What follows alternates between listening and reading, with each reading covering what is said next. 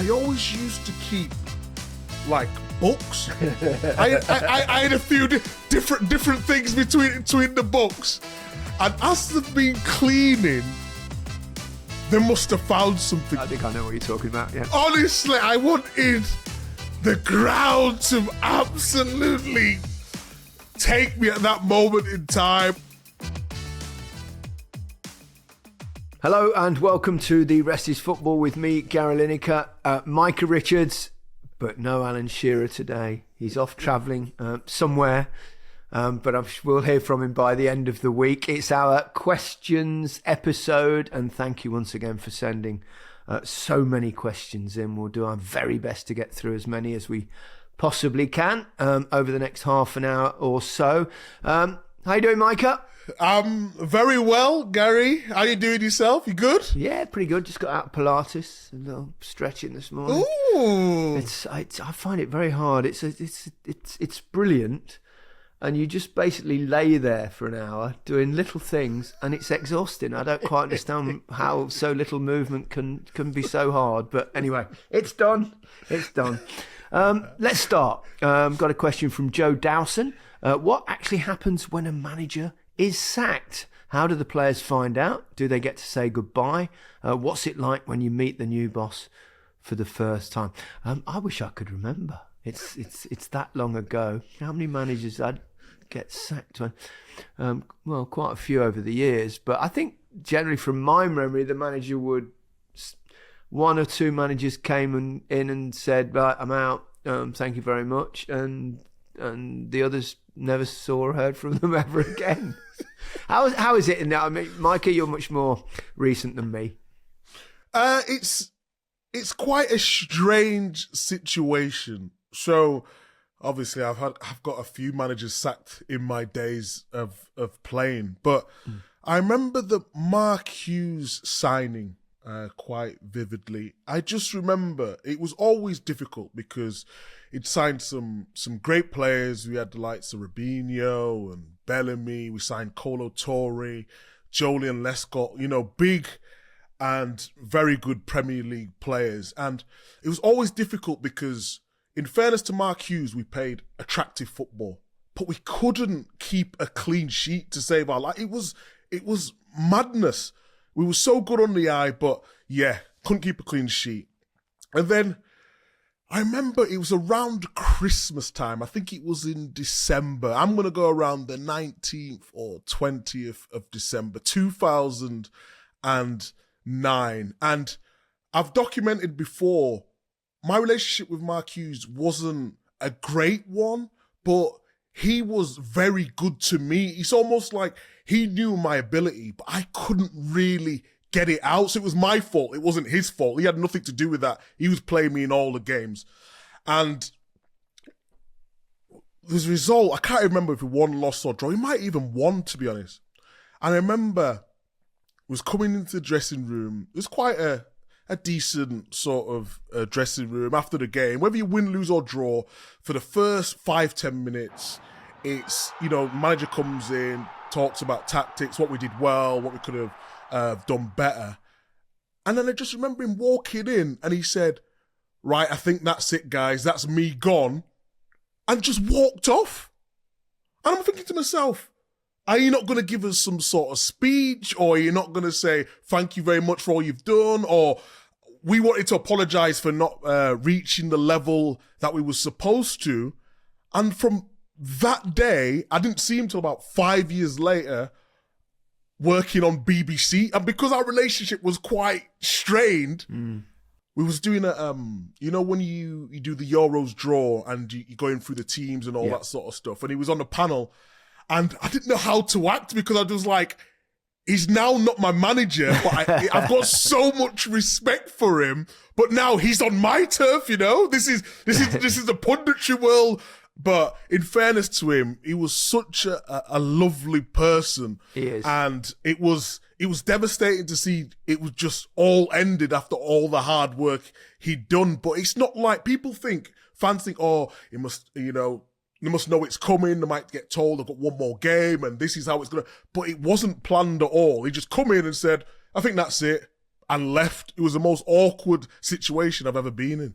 Yeah, it's odd. Speaking of Mark Hughes, obviously I played with him at Barcelona way back, and Terry Venables was the manager. And in his second season, we started. Mark had gone he hadn't gone, but he was on loan.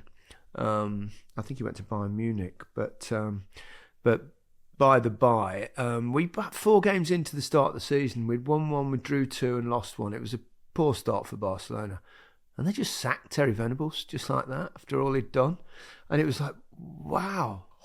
I mean, obviously, because I had a personal relationship with him at that point, he got in touch and said this has happened, and he did come in and speak to the players, and the players were actually quite upset that they liked him a lot, but we talked a lot about Terry, but it reminded me actually he was also pretty ruthless when push came to shove. In those days, you were only allowed 2 foreign players in Spain. And obviously, a club like Barcelona, that's quite difficult. So we had Mark Hughes and myself were the 2 foreign players in Terry Venables' management. And you couldn't have other foreign players in the squad. But what you could do is you could take one out of the squad and put another one in. So we had the bizarre situation that Steve Archibald and Bernd Schuster, who were the 2 foreign players the season before Sparky and myself signed. Sparky was Mark Hughes' nickname, for those that don't know, because he used to be an electrician, I think, in his early days. And so they were there and they were training with us every day, but they weren't allowed to play. And it was kind of an odd situation because they were both big personalities and excellent footballers, obviously. But then I think it was about 9 games left of the season, Mark Hughes had been really struggling. He couldn't, the goals didn't happen. The crowd were getting on his back. The press were giving him a hard time, and he was really struggling. With 8 games to go, Terry made the decision to take Mark out of the squad altogether and brought in Steve Archibald, and he had to stay for the rest of the season. So I played with Steve Archibald for the last 8 games of the season. I have to say we did play quite well together. But yeah, I mean, Mark Hughes had a couple of brutal moments in his career. Well, before we move on, sorry, Mancini as well. I've got to tell quickly about Mancini. Yeah. It was weird because I was like Mancini's love child. I've said it before. Everyone knows my relationship. I absolutely love him. What a guy he was. Tough love. I remember we was down at Wembley and we was in a hotel. It might have been the Grove Hotel or it might have been a Landmark Hotel.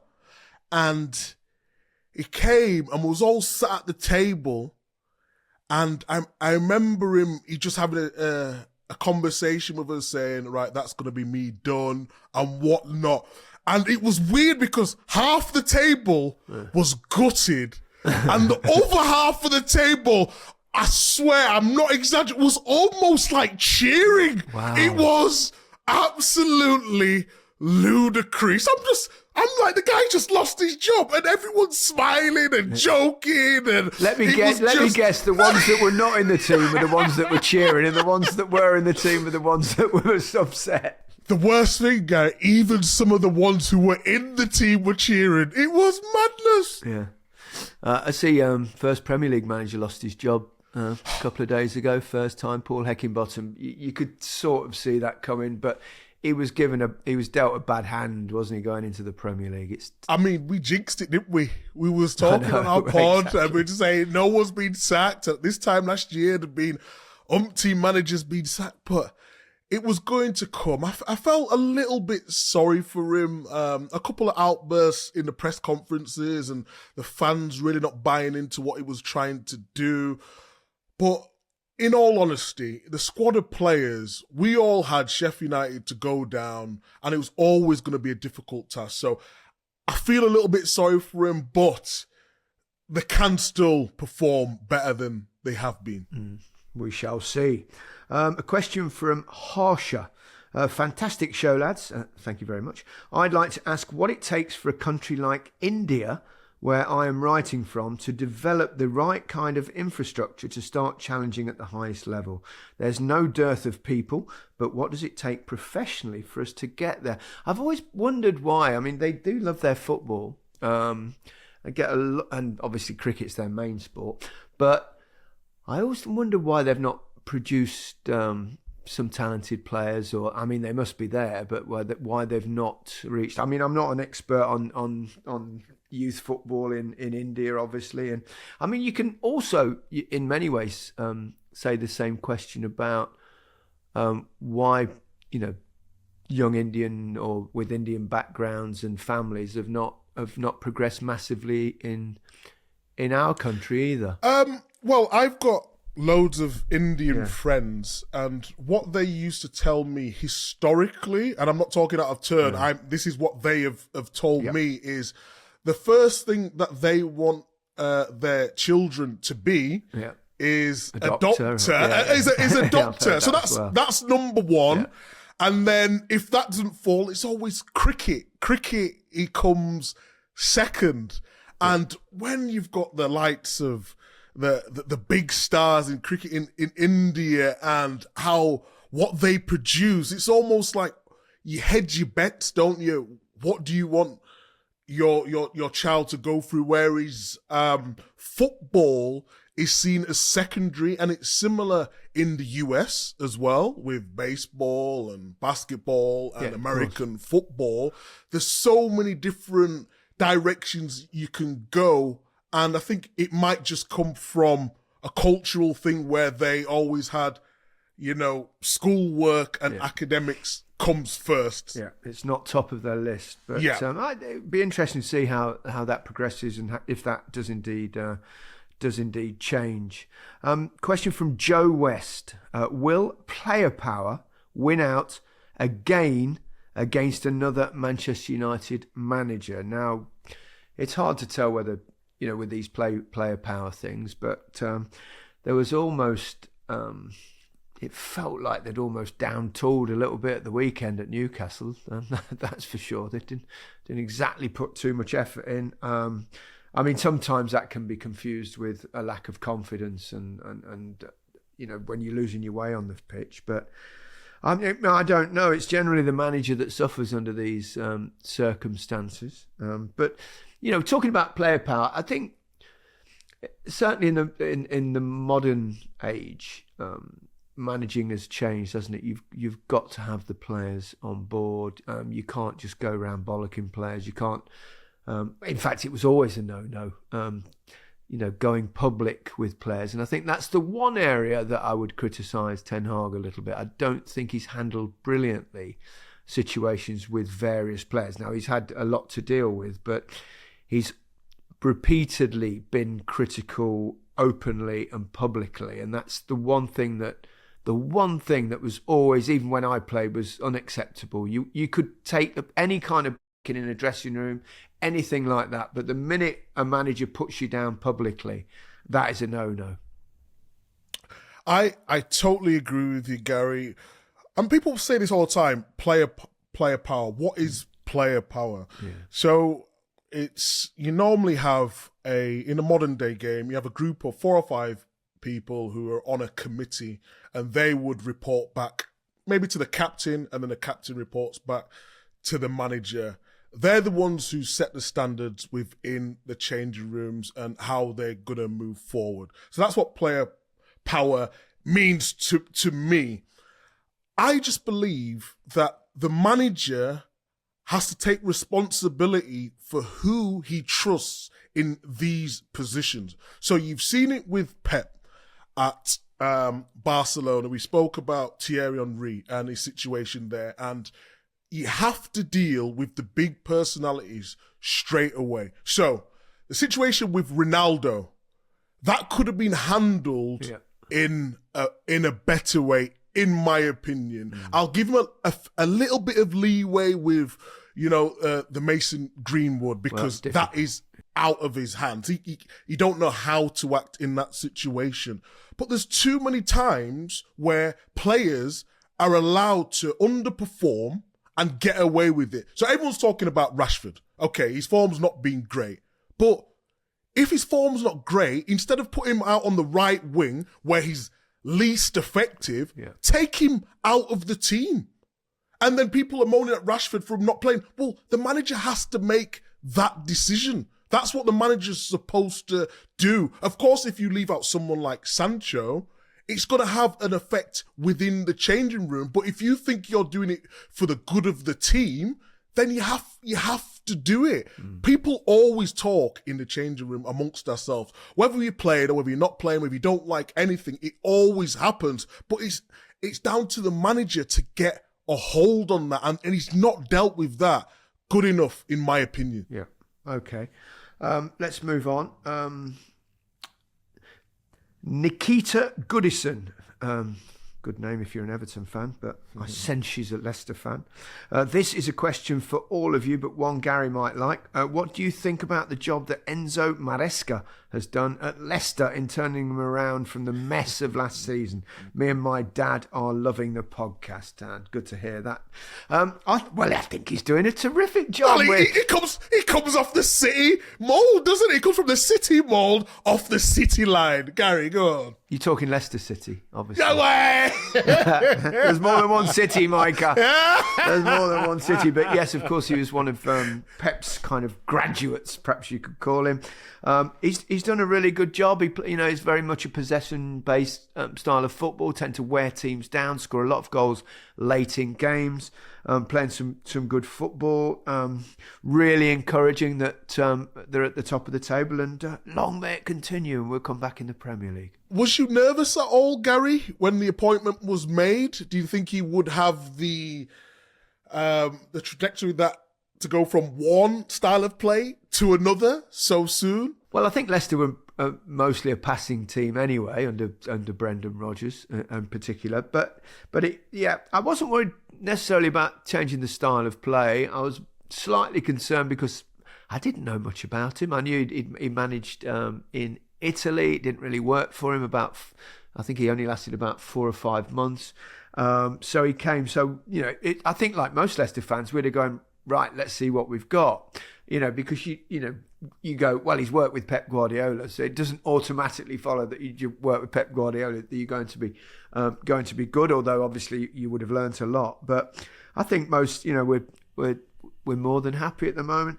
You look at Leicester's squad; it is a squad that should come back up. I mean, yes, they lost a few players in the transfer window, which was inevitable when you get relegated. Maddison and Barnes and Tielemans in particular, but they've got a lot of good players, certainly for the Championship, and I'm pretty confident. But as we all know, it's the hope that kills you. I want to take one more question before we have a little breather. Matt Hardwick asks, loving the podcast. It cheers up my commute to work. Great to hear. How did life as a YTS apprentice footballer for Gary in the 80s compare to what Micah experienced as a youth player in more recent times?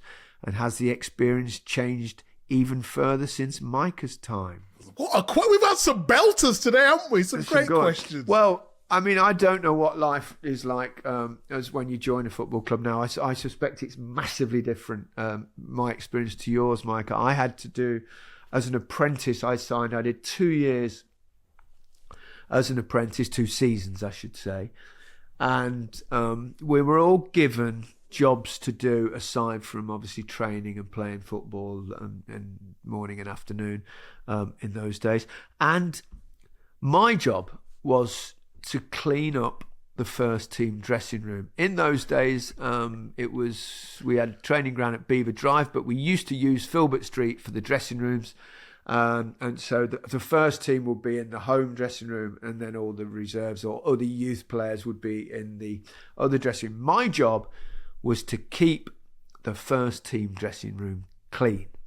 And that involved cleaning toilets, mopping floors, brushing, all that. But the worst part about it, well, there was a few hideous moments in the toilet, I have to say, but let's not go into that. But the worst part about my job, I think, was in going back that far, you were only allocated one set of kit or a strip that you'd wear for the week. So there'd be socks, a slip, shorts, a shirt, and tracksuit. And you had to wear it all week. Now, you can imagine, can't you, that Monday, and then at the end of it, they'd chuck it all over the floor. They'd always have numbers on it. They didn't really look after it. You go and you'd have to get the numbers, and they used to have these hangers that we'd put them on. And then you'd find the set number on the socks and the shorts and the slip and the thing, and you'd hang them up.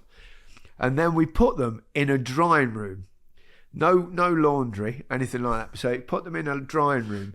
Now, you can imagine, come Thursday and Friday, that stuff is absolutely humming, and you've got sweaty things and all sorts of ugh, and we had to hang it up and put it in the drying room, and the stench by the end of the week, and the socks were, they, because it was in a warm dry, they'd just be like hot, crispy and hot. Oh, it was so gross. Do you have any experience like that? No, I don't. Can I ask you what you was earning back then, Gary? I was on apprentice-wise, yeah. Apprentice-wise, £16 a week, and they did a separate envelope for a £5 that I had to give my mum, and the reason for that was that most of the players were coming from all over the country, and some I think there were a couple of lads from Ireland as well, and they would be put in digs. So they'd be fed. So the reasoning was that, well, the local lads should be fed as well. So it's a £5 for my mum to feed me. But my mum she always gave me back. She went, no, I don't. I've fed you all my life. Why do you want to start giving me money now? So bless her heart. So yeah. Oh, brilliant. I know. Those were the days. Yeah. And I was on. Go on. No, I was on £80 a week. Oh, as 80? a white. Yeah, it's not ridiculous. Crazy, no? Yeah, £80 a week. You were only 11 though. And I was in digs also. Yeah. And I remember a beautiful family. Still speak to them now. They was called the Priest. It was Paul and Karen Priest. And they had a daughter called Karen and a son called Mark. Some of the best times of my life. I had all my washing and my ironing done for me. We used to get bus or taxi to training. It was fabulous. We had such a great sort of connection and relationship. And I remember one time, early days, you're still growing, aren't you? You're becoming a man. So, you're watching things that we don't like to watch. I don't know if this is going to make the pod, but I'll tell it anyway. Oh, what's coming here? We're like, you're watching things, you're experiencing different things. So yeah, I guess I think I know what you're talking about. Yeah. So everything in my room's perfect. Got my kit there. Got my boots over there, got my schoolwork on the little table that I had. And I always used to keep like books, but between the books, I had a few different things between the books.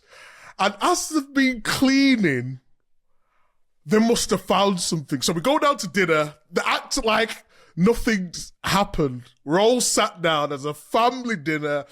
Perfect. Used to cook us a chicken, rice and vegetables. It was perfect. And just before we're about to tuck in, Paul goes, Micah, I didn't know you was into black booty. And basically, it was one of my DVDs that they found while they've been cleaning. No. Honestly, I wanted the ground to absolutely take me at that moment in time. I mean, no, I was so embarrassed, but it was brilliant. That's the relationship I had with them. They were absolutely fantastic. I was going to take a break, but that leads on to a question actually with this particular subject from Nick Page. He said, given the Euros draw was interrupted, I'd be interested in what was going through your mind, Gary, as it happened to you at Molineux, and perhaps what it looked like behind the camera, as no doubt panic and chaos ensued. He's talking about that, that old kind of the porn sounds thing that we had when Wolves played Liverpool last season in the FA Cup. Happened again, didn't it, in the draw for the Euros last week? And I do remember what was going through my mind at the time. It was because we were doing it with had Danny Murphy in the studio, and Alan Shearer was doing co-commentary, wasn't he, that day? And the music started, the show got going, and I suddenly heard that. I think most people have had that played through their phone at some point when you're on a train. It's like ah, and the old shrieking sounds. And the first thing I thought was, that sounds like that thing has any of us left our phone on? I thought, no, it's too loud. It's too. And then I'm thinking, is it? And I'm doing my stuff here and asking, and then I'm thinking, is it over the main tannoy in the ground? Is it the whole thing in the ground? And I thought, no, it's definitely coming from inside this room somewhere. So then I'm thinking, right, how do I handle this? Do it, and I thought, right, okay, so we had to hand to Alan Shearer, and he was chuckling, and we were chuckling already. We were laughing at it without knowing exactly what it was. So we hand to Alan, and then we go out of vision, and it stopped. And I thought, oh, thank heavens, it's finished. But it's funny, but it's finished. And then, and then as soon as they handed back to the studio, it started again. And now I'm thinking, this is a prank. Someone's doing this. But so you kind of allude to it and know it's there, and then but you've also got to carry on with the program, and then I kind of started doing innuendos, and every analysis bit at half time, I don't know, some people might have picked up, I did kind of little innuendos, like Liverpool really good pushing out from the back, and, and all various things. But it was a giggle. On that note, let's take a break. Welcome back to The Rest is Football with me, Gary Lineker, and just Micah Richards today. And question from Jamie Nays, which is for you, Micah. It says, was there ever a time that you put too much pressure on yourself defensively because of the quality of the winger you were up against? I.e., did he find himself overthinking everything when he went up against the likes of Ronaldo? Ooh, good question. Not particularly, no. I always used to love playing against great wingers, and I was doing some analysis the other day, and a lot of people talked to me, why would you... I said I'd rather play against Doku than Grealish, just because I used to love that individual battle. Grealish goes in areas where I don't want to go. I don't want to go and chase Jack Grealish into number 10 positions in the centre midfield and I'm out of position. I like that one-on-one battle, so that's why I would like to play against Doku. So in answer to the question, no, I didn't used to overthink it. I'm almost used to relish the task, because I played against Iron Robin, for my debut for England, and for the first 5 minutes, 10 minutes, he got the better of me. He was going inside and outside, and he had pace. He was playing on the left, and I was going to say, it's unusual for him to play there, isn't it? Yeah, he normally plays on the right, but on that day, he was playing on the left. They must have spotted the weakness in the tie. Yeah. I thought it was going to be weakness. Apologies, carry on. And then I just thought to myself, you do put more pressure in terms of, you would analyse them a lot more. So before a game, the night before, you're looking at clips. And I never really used to look at clips of players, because I thought, like, it's on the day. It all could change. You know what their strengths are. You know if they're going to chop or going to try to cross first time. It was almost like, I'm going to win that battle in the tunnel. So if Ronaldo, or I'm not going to win the battle with Ronaldo, that sounds ridiculous. Any winger I was coming up with, I would just stare him down in the tunnel. I'm not overthinking. I let them know they're in a game, and I used to... Show me the look. Show me the look you used to give him. Ooh, I'll tell you what. You've intimidated me already, Give him the fierce look, and then the first challenge, I would always growl when I did a header. So the first... Go on, give this a growl.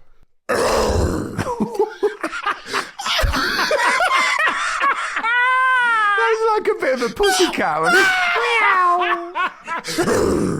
And then they're in for it. And I'd always make sure I win the first challenge. Whether that's a foul or not, let them know that they're in for a fight. So, yeah, used to love a play against top players, but I wouldn't overthink it. No chance. Great stuff. I've got a question to me, actually, from Steve Hilly. Me and my mates think about Mexico 86 and or Italia 90 about once a week. I've argued that the 86 squad was actually the better of the two. What do you think? And if you had beaten Argentina, could you have gone all the way? Well, we could have gone all the way because that was the quarter-final, so we'd have been very close. And it was a fairly tight game, but for a certain Diego Maradona. I actually think the squad was better in 90, mainly because I think we were stronger defensively. I think in 90 and 86 there wasn't that much in it going forward. Both had Beardsley and myself up front. I suppose Glenn Hoddle was in the 86 squad, not the 91, which was always a bonus if you've got Glenn playing with you. But I think defensively overall, we had Des Walker in 1990, where we didn't. We had Terry Butcher in both, which was always a strength. And but I think we struggled alongside Terry Butcher in 86 a little bit. And Mark Wright was excellent in 90 as well. So... Brian Robson was in both, but got injured in both World Cups. I've said many a time that I think if he'd have stayed fit, we might well have won one of them. But there wasn't a lot in it. But I just felt probably overall, I think we had a bit more strength in 90 than 86, and we went a game further. Question from Nasrol. As pundits, how do you approach the responsibility of shaping public opinion about players, managers and teams through your analysis? Well, I don't think you're trying to shape public opinion necessarily on the teams. I think you're just trying to give them an insight, perhaps, into the goings on and the analysis side of football, Micah. Yeah, I found it very difficult at the start. So when you retire and you're friends with all the players that you just played with, and you want to tell the fans exactly what's happening when you're analysing a game. You want to be honest, but you also want to protect your mate a little bit. But I always think now, as long as you don't go personal, as long as you don't talk about anything that's not related to on the pitch, players will always respect you for that. And it's not about being everyone's friend. I don't text players and say, am I okay to do this? I thought this. I don't do any of that. I just try to be as fair as possible. So when people are talking about the whole Rashford situation, yes, he's not playing well on the field, but I wouldn't dare talk about... People are saying, oh, he's back with his ex-girlfriend now. His form's going to change dramatically. He's going to be the Rashford we all know. Like, who am I to talk about his personal life? And I just feel that we have to stay on track with what's going on the pitch. And not everyone's going to like it, but at the end of the day, as long as you're true to your word and honest and not being personal, I think the players will respect that. I interviewed Marcus at the end of last season, just before the FA Cup final.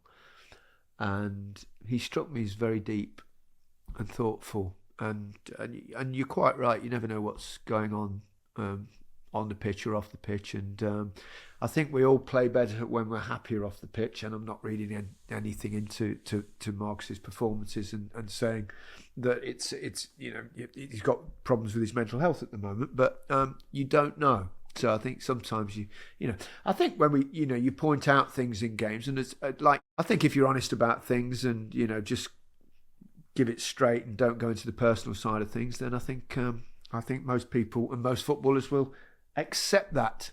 But don't you think, Gary, over the years, and I like to throw this question to you, that punditry and analysis and analysing games, to me, has always seemed very negative, and people will take it for someone who's got a lot of credibility, like Alan Hansen. He's fully deserved of saying, because his standards are so high. But when I see players who have not been at that level, and I'm not saying they can't have an opinion, but they're not held by the same standards, do you know? And I feel as though a lot of the punditry, a lot of people were just following a trend of what they thought people want to hear because of the old guard used to be not very negative, but a lot more negative than positive. I think a lot of punditry is pointing out the positive side of football and play. And we, the first thing that we focus on generally, isn't it, if there's a great performance, is that. Sometimes, obviously, you can spot weaknesses in a defence or an attacking side of the play, and you want to give people at home analysis that perhaps they wouldn't spot for themselves, and that's a difficult thing. But I don't really think it should matter in terms of doing your analysis whether were you one of the greats or whether you had a kind of just a club career or whatever. I think some of the greatest managers in the game didn't have the most wonderful careers. Take people like Jurgen Klopp, Jose Mourinho didn't really play very much. And Arsene Wenger, another example. So, different. That's just in terms of management, but also in terms of punditry. If you can excel in what you see tactically, and you can tell people at home something that perhaps they wouldn't notice themselves, I think that's all you can really focus on. I think in the punditry world. Right, question from Michael Ball. How many times in your career on the opening day of the season did you truly think we can win the league this year? And how quickly were some of those thoughts extinguished? Well, I didn't know. Well, certainly when I went to Everton, I thought we could win the title. I went to Spurs, and then they sold Chris Waddle 4 weeks after I joined, and that kind of ended my title aspirations. At Barcelona, you always felt you could win the league, although when I was there, Real Madrid was so bloody good that we never managed to do it. You, Micah, because you would have seen that change gradually in your time at Manchester City, wouldn't you? Going from a team that you knew wouldn't win the title to a team that you thought probably would. It's crazy because after not winning anything for so long, we won the FA Cup in 2011. Then we won the Premier League the next year. And I'm looking around me, I'm thinking, with the players we've got, with the manager that we have, the financial backing also to get new players, I'm going to come out of this with about 7 Premier Leagues. I'm going to be talked about as one of the best ever fullbacks to live, but football just doesn't work that way. And after we won it the first time, I really believe for the next 4 or 5 seasons, we would win it every year. And that's why you have to give so much credit to Man United when they won it 3 years on the bounce, and Man City now who are going for their 4th year, because you always believe once you've won it that first time, you're going to win it again. But it just doesn't happen that way. So, yeah, I thought there's about 3 seasons after we won the league, I thought we'd win it every year. I'm gutted I never won a title. Second, I think, 4 times. Should have won it with Everton. Okay, would you take away your goals? Would you take away 30% of your goals for a Premier League or a league title? No. Exactly. Exactly.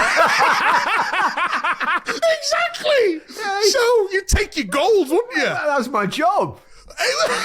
and the truth is, if you take away 30% of my goals, there's much less chance of winning the title. So, from that nonsensical question to me there, Michael, I'll move on. Our final question from Land of the Curse Dead. Interesting name.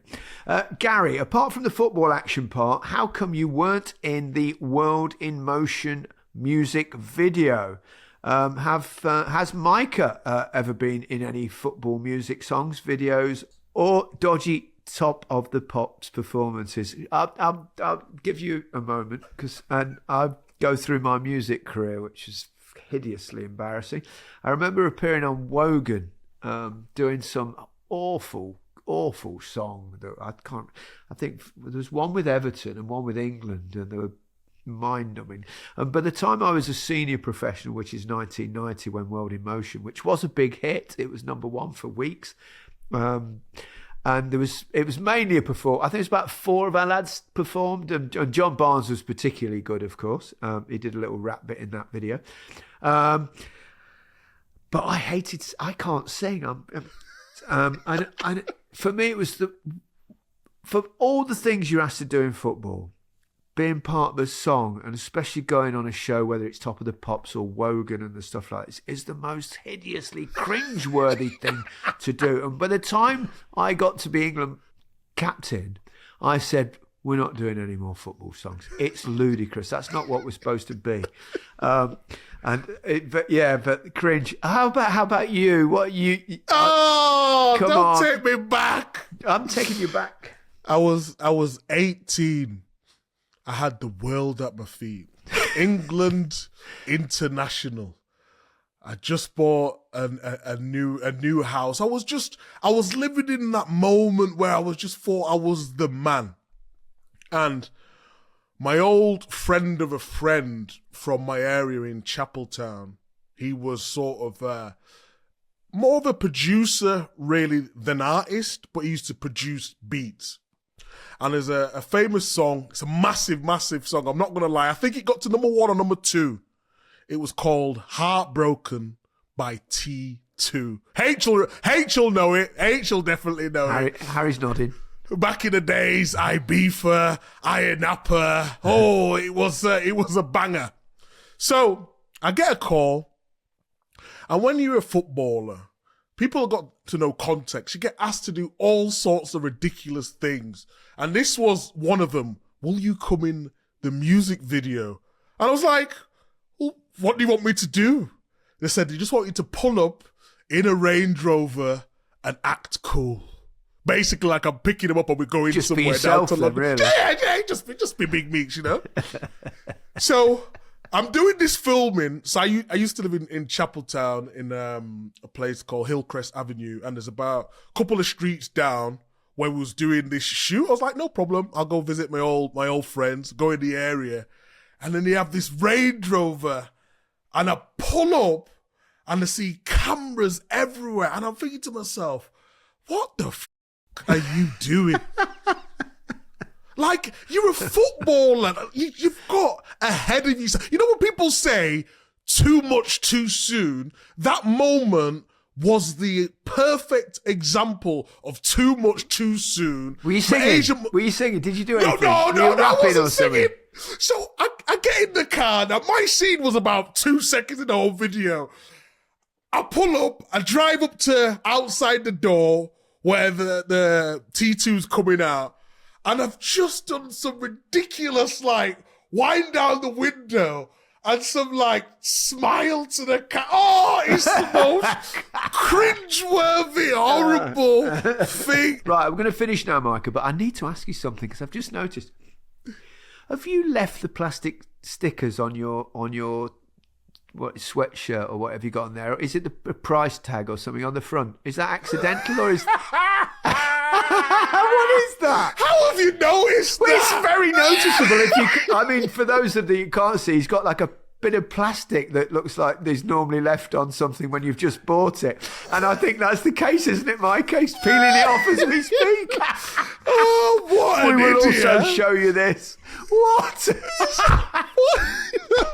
I've left it on. I forgot to take it off. Oh, brilliant. What an idiot. Oh, God. What a way to finish, Micah. What a way to finish. Well, thanks once again for all your questions. They've been brilliant as always, and I hope you enjoyed us answering them. We'll be back later in the week with there's been midweek bunch of matches, so we'll be discussing those, and you'll have that episode out first thing on Friday. But thanks again. That's it. Goodbye from me. And goodbye from me.